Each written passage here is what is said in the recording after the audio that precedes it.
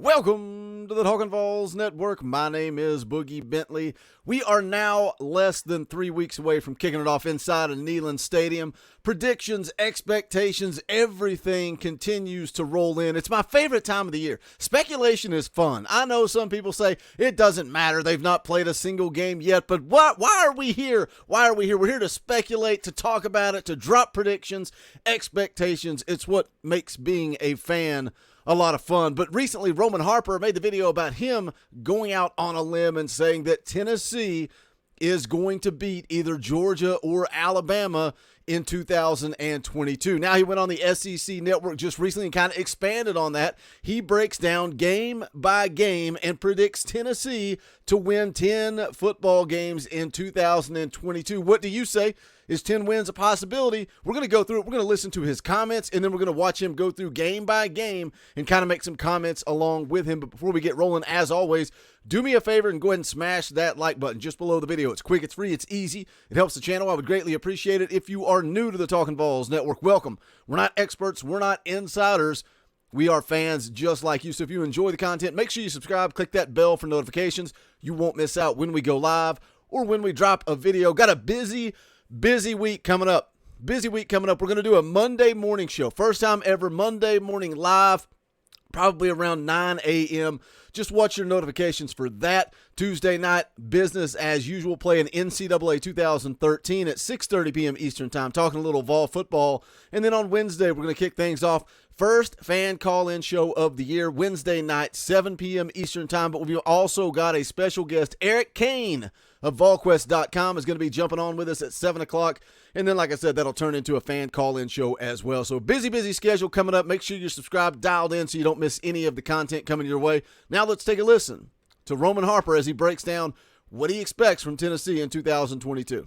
Just knowing the way that they finished the season outside the bowl game, this Tennessee team really improved, especially down the stretch when they figured out who their quarterback was going to be, and that is Hendon Hooker. I love what Harper mentioned right there, the connectivity of this team going into their second year of this program, that how much they know who they are as a team, but also where they're trying to get to and what they're trying to accomplish.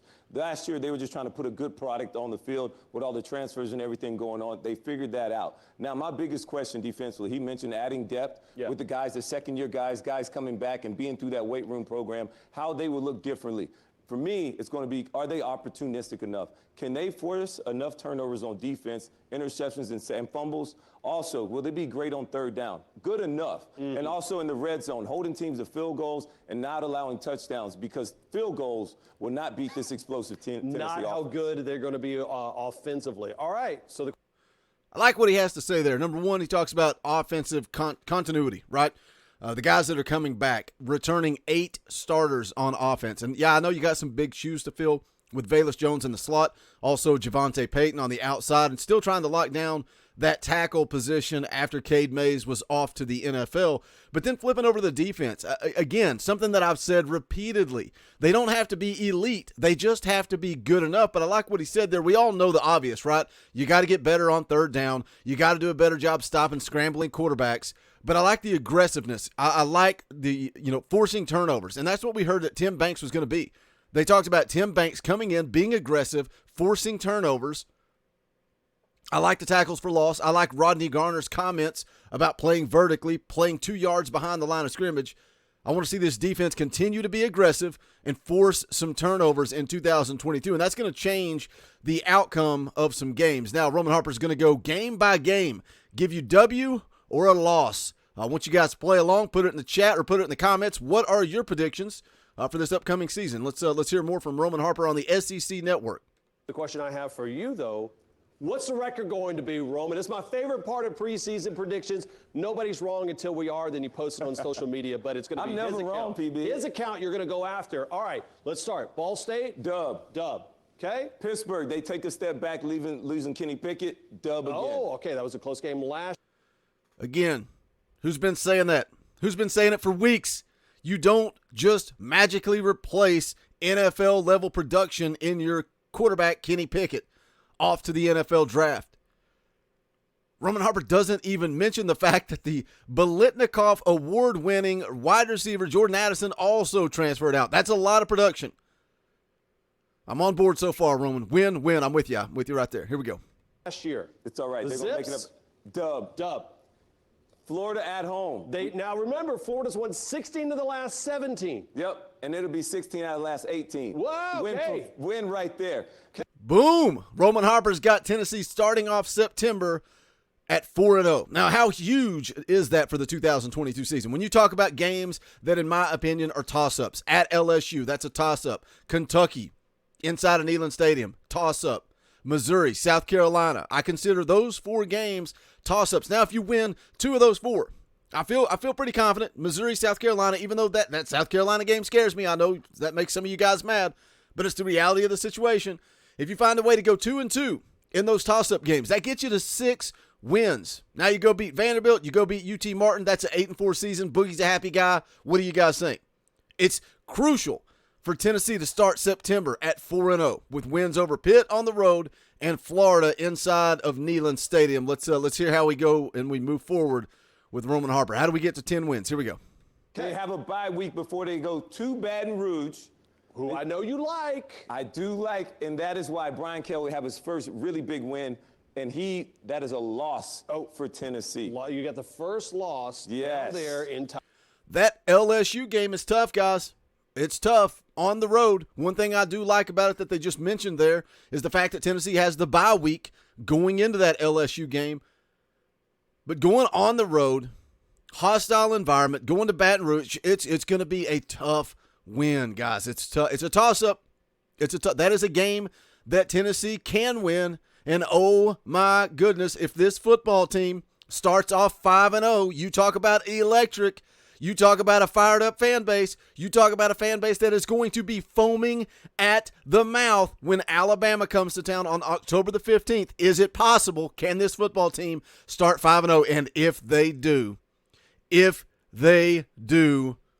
we're going to have a huge advantage going into that Alabama game inside of Neyland Stadium. It's going to be 3:30 CBS. That stadium is going to be rocking and rolling, probably the loudest it's been in 2 decades. Can Tennessee start 5-0? I don't see it. I think they dropped that first game on the road at LSU. Let's hear how we wrap up the season here with Roman Harper. How do we get to 10 wins?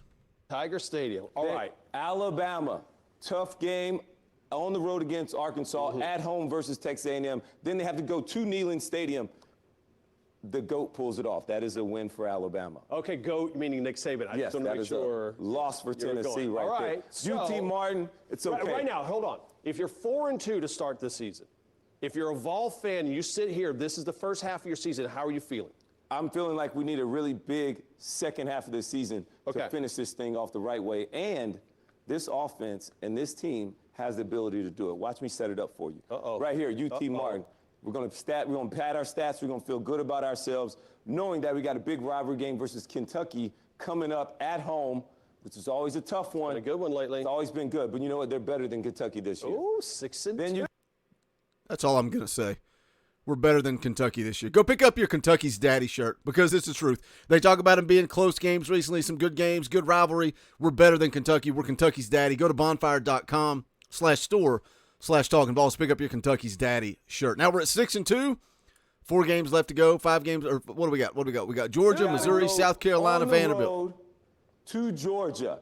The best thing about this is Georgia will be coming off a game against Florida.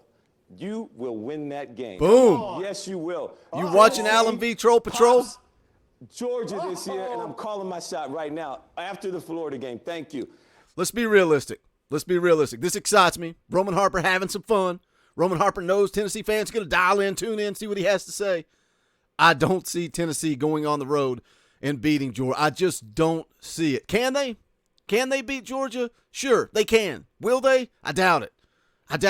There's just too much of a talent gap right now. But again, you get to 8 wins, you get to 9 wins, you continue recruiting, you get Nico on campus, you start to develop, you start to bring in big-time wide receivers.